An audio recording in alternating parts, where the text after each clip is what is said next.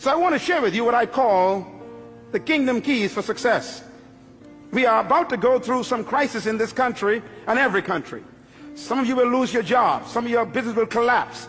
Some of you will have downsizing and right-sizing. Some of you will have problems trying to keep your house. And some of you are going to actually lose your capacity to generate income. And I've been sent here by God, perhaps just among the other leaders, to tell you, look, if you're going to make it through the crisis, you have to focus on management.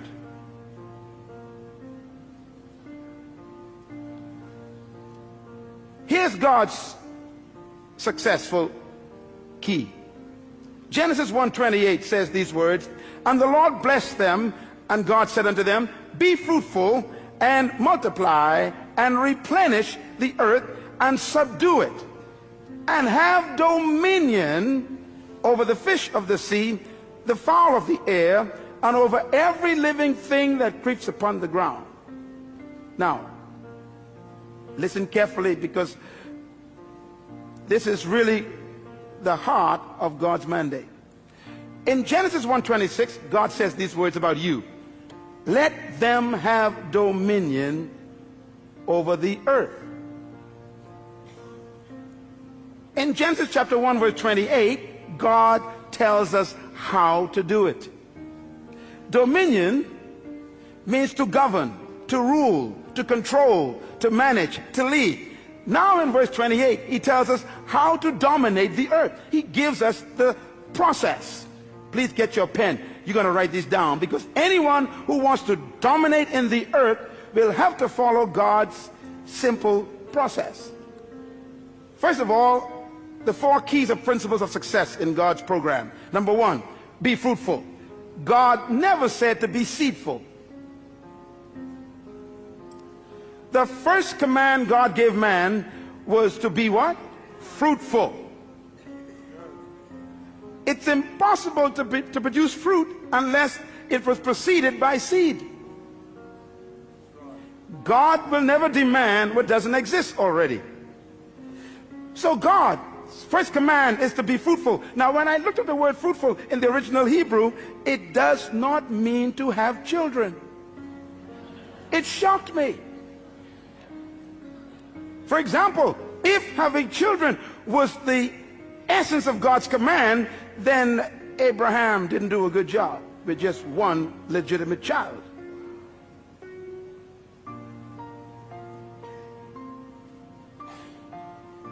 The word fruitful, write it down, it means productive. Be productive. God's first command to humans is be productive. That means produce something. Poverty is the absence of self-production. I remember when Jesus was laying on the floor one day eating, a woman walked in.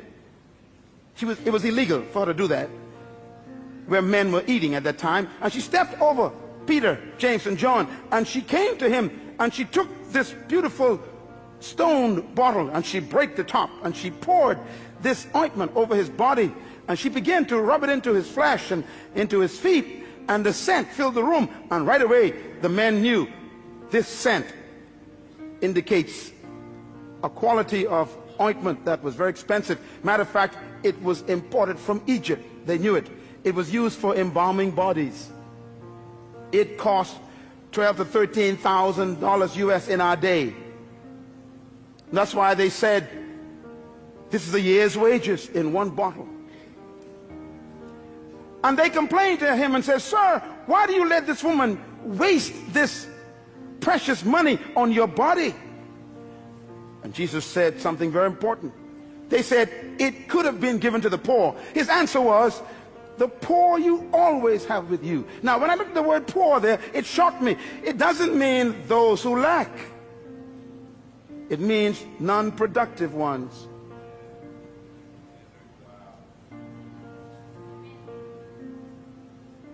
The first command of God is produce.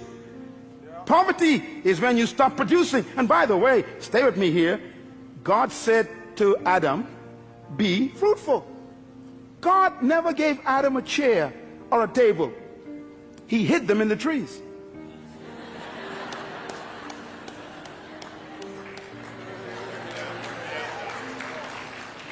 God never gave man shoes. He hid them in the cows.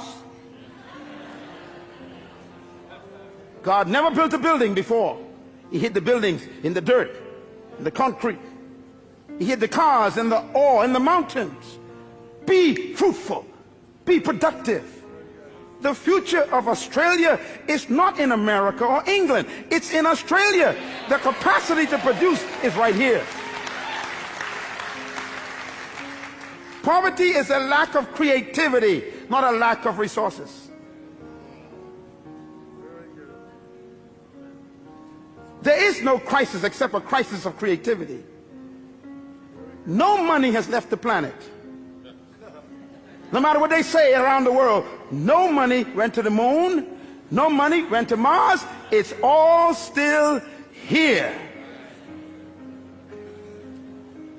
And it will be attracted to creativity, because crisis creates creativity and innovation. It is those who are productive that will attract resources.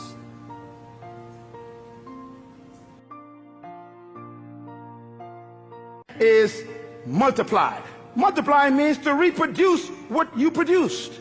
If you follow any successful company, you know, I was driving here a moment ago and I just saw McDonald's. And McDonald's is far away from its original headquarters in Orlando. And it's amazing, when you go to McDonald's in any part of the world, it's the same burger. McDonald's has discovered God's program more effectively than the church. First of all, you what? Produce. Everybody say produce. In other words, you produce something. You produce one good item. McDonald's produced a product called Big Mac. You cannot find the Mac anywhere else. That's their fruit. But having a good product, you will still die of starvation. A good idea doesn't make you wealthy or successful. You got to be able to move to stage number 2. Multiply. Reproduce it. McDonald's have to develop a system that can produce 1 billion burgers every single month. And it's the same Big Mac. In China, in Ukraine, in Mexico, it's the same burger. In the Bahamas, in Jamaica, in Trinidad, in London, it's the same burger. Why? They have learned to move God's second stage. They produce and then they reproduce. Every successful business on earth has stolen God's process, and only the church have missed it. That's why we're broke.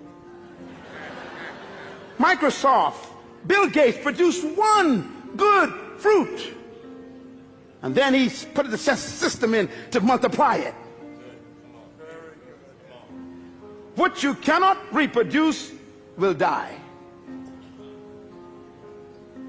The third command of God is very important. He said replenish. Everybody say replenish. The word replenish means to distribute. You know, it's incredible. God's ideas are all business ideas. Why? You are a manager. No matter how good your product is, and no matter how many times you reproduce it, nothing can destroy a company faster than dead inventory. Come on, businessmen, talk to me.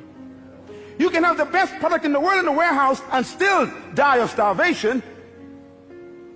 You must move to the third level of success, and that is distribution. This church was not built by God just to become a good product. He wants to reproduce this 1,000 times in the city. And then he wants to distribute it to other nations of the world.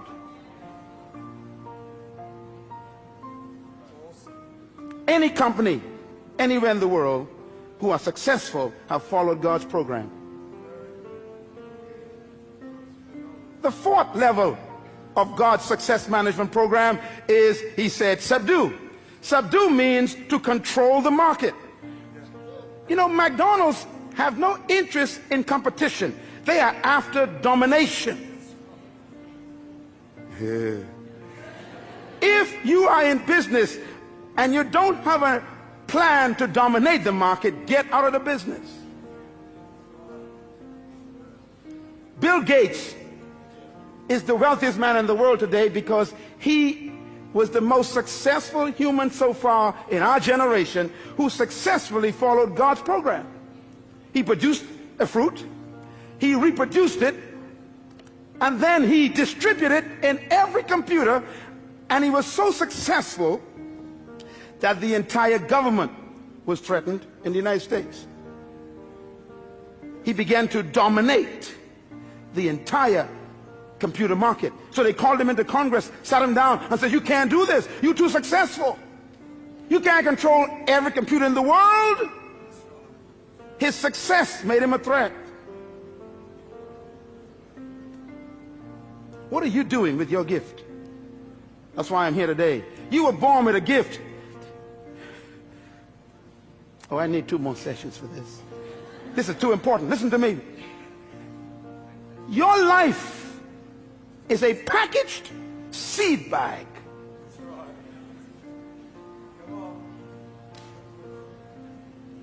Subdue, control. And God says if you follow these 4 principles, be fruitful, produce your gift, your product, multiply, reproduce it, replenish, distribute it, subdue, control the market, the result will be dominion. Dominion, therefore, is not a pursuit, it's a result.